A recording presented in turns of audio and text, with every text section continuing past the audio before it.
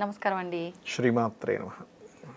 గురుగారు, మాఘమాసంలో వచ్చే పౌర్ణమి విశిష్టత ఏంటి? ఆ రోజుని అందరూ కూడా ఏ రకంగా ఉపయోగించుకోవచ్చు? తప్పకుండా అమ్మ. ఫస్ట్ ఆఫ్ ఆల్ మఖా నక్షత్రం మీద చంద్రుడు ఉన్నదాన్ని మాఘ పౌర్ణమి అంటూ ఉంటారు. ఓకే. సో ఈ మాఘ పౌర్ణమికి ఉన్నటువంటి ప్రత్యేకత ఏమిటి అంటే, హ్మ్. మాఘమాసంలో చేసే పౌర్ణమి నాడు గనక లలితా అమ్మవారిని గనక మనం ప్రార్థించినట్లయితే అందులో ప్రధానంగా హ్మ్. సూర్య భగవాను చూస్తూ లలితా సహస్రనామాలు గనక చదివినట్లయితే ఫస్ట్ ఆఫ్ ఆల్ మనకి కొన్ని వందల జన్మల వాసన మనల్ని వెంటాడుతూ ఉంటుంది.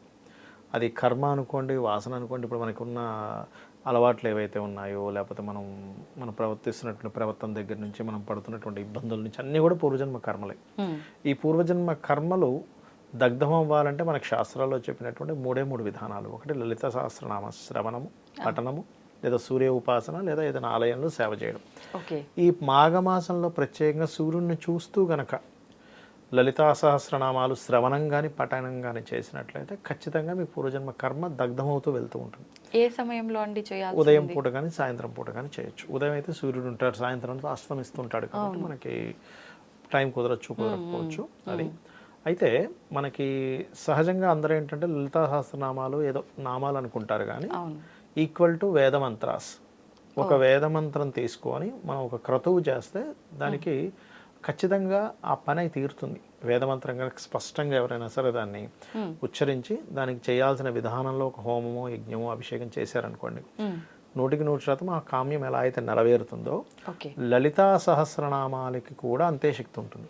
ఇప్పుడు నామము, శ్లోకము ఎవరైనా చేయొచ్చు, కానీ మంత్రం అందరూ చేయడానికి అందుకే నామాలు కదా అవి. ఇప్పుడు అంటే దీన్ని వేదం లాగా వేదమే. ఎందుకు దీన్ని వేదము అంటారంటే, ఇది ఎవరూ రచించలేదు. నిండు సభలో అమ్మవారిలో నుంచి 8 కిరణాలు బయటకు వచ్చాయి. వసిన్యాది వాగ్దేవతలు అంటారు వాళ్ళని. తెల్లటి కిరణాలు బయటకు వచ్చి ఆ నిండు సభలో వాళ్ళు అమ్మవారి గురించి చెప్పడం జరిగింది. ఆ అమ్మవారిలో నుంచే బయటకు వచ్చింది కాబట్టి అమ్మవారి నుంచి వచ్చింది ఏదైనా వేదంతో సమానమే. సో వాళ్ళు కూడా వేద సంబంధంగానే, అంటే వేదంతో సమానమైనటువంటి విషయమే. వేదంలో ఉన్నదేంటి, అసలు భగవంతుడు ఎవరు, ఏమిటనేటువంటి ఈ ప్రకృతి ఎవరు, విశ్వం ఏంటనేది చెప్పింది.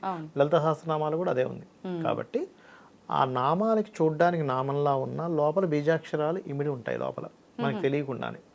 కాబట్టి ఎవరైనా సరే ముఖ్యంగా మాఘ పౌర్ణమి నాడు ఉదయము, సాయంత్రము, లేదా సాయంత్రం పూట పౌర్ణమి చంద్రుడిని చూస్తూ కనుక చేసినట్లయితే ఫస్ట్ ఆఫ్ ఆల్ వాళ్ళకి జరిగేది ఏమిటంటే, ఒకటి మానసిక ధైర్యం అనేది పెరుగుతుంది వారికి. చూడండి, మనకి చాలామంది అంటుంటారు చూసారు, అబ్బో నాకు ధైర్యం లేదండి, నేనేం చేయాలన్నా నేను స్టెప్ తీసుకోలేకపోతున్నాను అంటుంటారు చూసారు. అది ఫస్ట్ వాళ్ళకి పెరుగుతుంది. రెండవది, మాఘ పౌర్ణమి రోజు చేసేటువంటి ఏ క్రతువు అయినా సరే, అంటే ఆ రోజు కేవలం లలితే కాకుండా ఇంట్లో అభిషేకాలు చేయించుకుంటారు, హోమము, యజ్ఞము రకరకాలు చేస్తూ ఉంటారు. దానివల్ల కలిగేది ఏమిటంటే, ఒకటి అపమృత్యు దోషాలు పోతాయి మాఘ పౌర్ణమి రోజు చేసేటువంటి దీనివల్ల. అంటే జన్మజాతకంలో అష్టమ స్థానం కనుక నెగిటివ్గా ఉందనుకోండి, అంటే 8th లార్డ్ పాడై ఆ యొక్క మహాదశలు నడుస్తుంటాయి కొంతమందికి. అందుకే సడన్గా యాక్సిడెంట్స్ అవ్వడం కానీ, లేకపోతే సడన్గా మొత్తం కోల్పోయారంటే ఉంటూ ఉంటారు. లేకపోతే కొంతమంది మంచి పొజిషన్లో ఉండి సడన్గా వాళ్ళకి లో డౌన్ అయిపోతారు.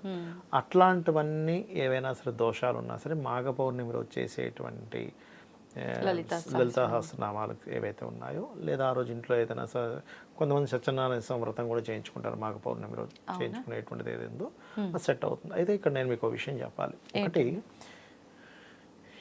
ఈ హోమాలు, యజ్ఞాలు చేస్తారు చూసారా, చేసేటప్పుడు ఫస్ట్ ఖచ్చితంగా చేసే వ్యక్తికి పూర్తి నమ్మకం ఉండాలి. ఏది, ఈ హోమం చేస్తున్నాను, ఇక్కడ అమ్మవారు వస్తుంది, అవిస్సులు స్వాహాదేవి తీసుకెళ్ళి ఇస్తుంది అనేటువంటి పూర్తి నమ్మకంతో చేయాలి. చేయించుకునే వ్యక్తి కూడా ఆ దీంతోనే ఉండాలి. వీళ్ళిద్దరూ గనక ఏదో అంటే చేసేటప్పుడు చేసే వ్యక్తి ఏదో వేరే ఆలోచనలో ఉండడం, లేకపోతే చేయించే వ్యక్తి ఏదో చేస్తున్నాడు కానీ ఉంటుందో లేదో ఫలితం అని ఉంటే కనుక ఏ హోమమైనా, ఏ పూజ అయినా అక్కడికి వస్తుందండి దేవత. ఫస్ట్ గుర్తుపెట్టుకోండి, ఏది చేసినా ఫస్ట్ అక్కడికి వస్తుంది, కానీ తను తీసుకోదు. అంటే విధానం కరెక్ట్గా లేకపోతే తీసుకోదు. ఎందుకంటే మీరే ఉన్నారు, ఒక గెస్ట్గా ఇంటికి వెళ్ళారు, ఎటో చూస్తూ ఇలా టిఫిన్ పెట్టేసి వెళ్ళారు, అసలు మీ వైపు ఎవరో సరిగ్గా మాట్లాడట్లేదు, ఏదో వచ్చింది అమ్మ మా ఇంటికి అన్నట్టుగా మిమ్మల్ని వదిలేసి వాళ్ళ ఇంట్లో వాళ్ళ పని లేదు వాళ్ళు చేసుకుంటున్నారు, అసలు ఆ ఇంట్లో మీరు ఉంటారా? లేదు. కొంతసేపు చూసి సరే నాకు కొంచెం పని ఉందని వెళ్ళిపోతారు, నేను ఎందుకు వచ్చాను. అంటే ఒక మనిషికి అలా అనిపించినప్పుడు ఒక దేవతకి ఎలా ఉంటుంది, ఎంత భక్తిగా చేస్తే అమ్మవారు పిలిపించుకుంటుందట. ఒకసారి ఇట్లాగే ఒక పీఠాధిపతి ఒక ఊరు వెళ్తూ ఉన్నాడు ఆయన. ఒక ఊర్లో అనుకోకుండా ఒక దగ్గర బస చేశాడు ఆయన. ఆ ఊర్లో ఒక అమ్మవారి ఆలయం ఉందని చెప్పి తెలిసింది. అయితే ఆ ఊర్లో చెప్పారు, స్వామి మాకు ఊరి చివరి అక్కడ ఒకటి ఉంది, అంటే కొంచెం దూరం అక్కడ నుంచి, మీరు వచ్చి కొంచెం చేస్తారంటే, అయ్యో నాకు కొంచెం సమయం లేదండి, రేపు పొద్దున్నే వెళ్ళిపోవాలి, కుదరదు అన్నాడు ఆయన. సరే ఏముందిలే అన్నట్టుగా అమ్మవారు కల్లోకి వచ్చి, నాన్న నువ్వు రారా, నాకు నీ చేతితో అభిషేకం చేయించుకోవాలి, నీతో కుంకుమార్చన చేయించుకుని రారా అని కల్లో కనబడి చెప్పింది. వెంటనే పొద్దునే పరిగెట్టాడు. అంటే ఏమిటి, భక్తి శ్రద్ధతో ఎవరైతే చేస్తారో ఆవిడ చేయించుకుంటుంది. Okay okay. ఎందుకు చేయించుకుంటుందండి అంటే, అట్లాంటి వాళ్ళు చెయ్యడం వల్ల ప్రకృతికి మంచిది. అక్కడ ఉండేటువంటి, ఇప్పుడు ఆయన దగ్గరికి కలవడానికి ఎవరు వస్తారు, వాళ్ళలో ఎనర్జీ పెరుగుతుంది, ప్రకృతి మంచిదని చెప్పి అమ్మవారు చేయించుకుంటుంది, మనం చేయడం కాదు.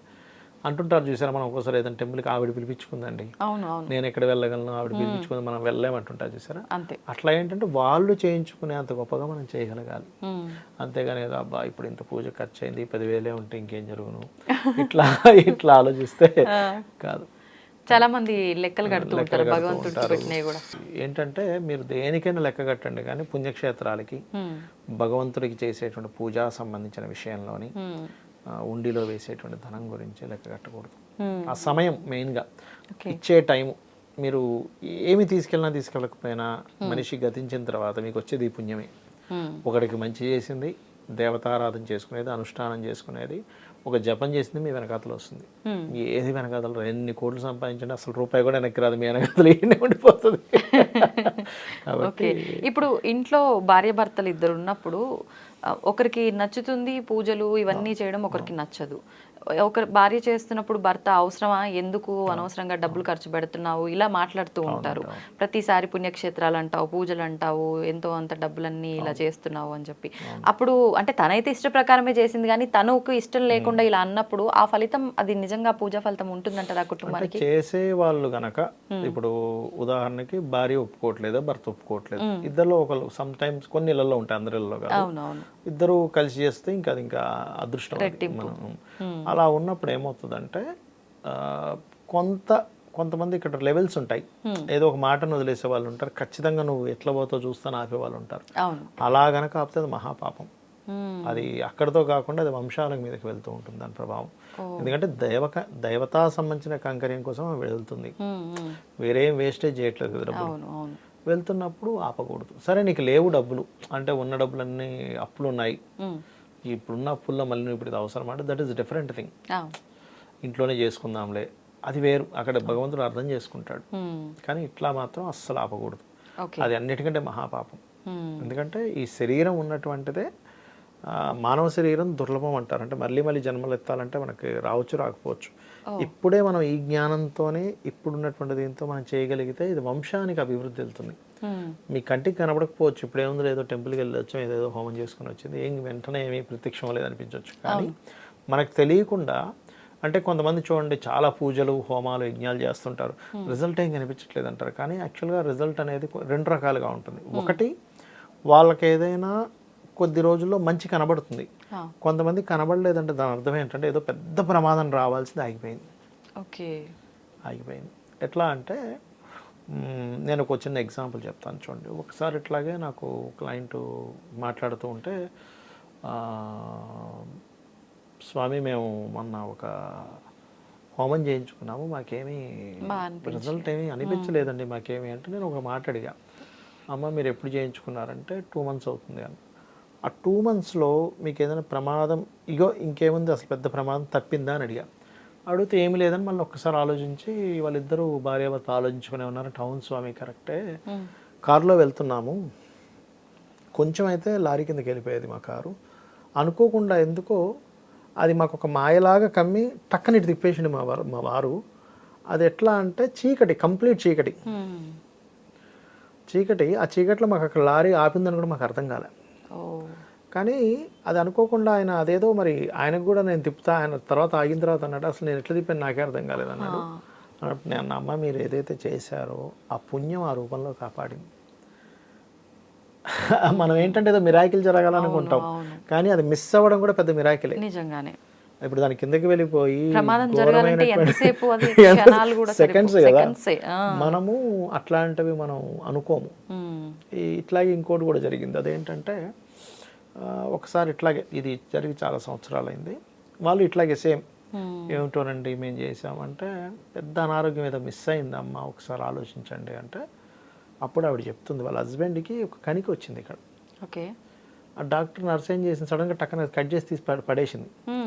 యాక్చువల్గా అది క్యాన్సర్కి సంబంధించింది, అది ఇంకా పెరగాల్సింది, ఆవిడ ఏదో లక్కీగా తీసి పడేసింది. ఓకే. అది ఉన్న కొద్దీ క్యాన్సర్గా మారే అవకాశం. ఆ సెకండ్లో ఆ నర్సుకి అది తీసేయాలనేటువంటి జ్ఞానాన్ని ఇచ్చింది ఎవరు? ఈ సెకండ్లో ఈ వ్యక్తికి స్టీరింగ్ తిప్పాలనేటువంటి జ్ఞానాన్ని ఇచ్చింది ఎవరంటే ఆ పరమాత్మ, భగవంతుడు.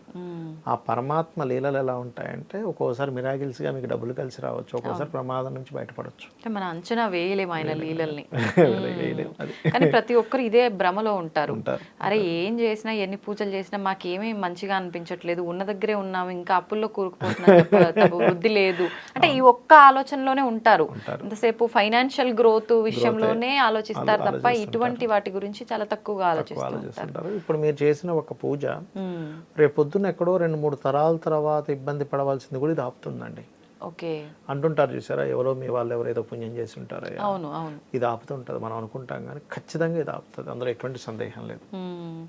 ధన్యవాదాలండి, చాలా మంచి విషయాలు తెలియజేశారు. నమస్తే. శ్రీమాత్రే నమః.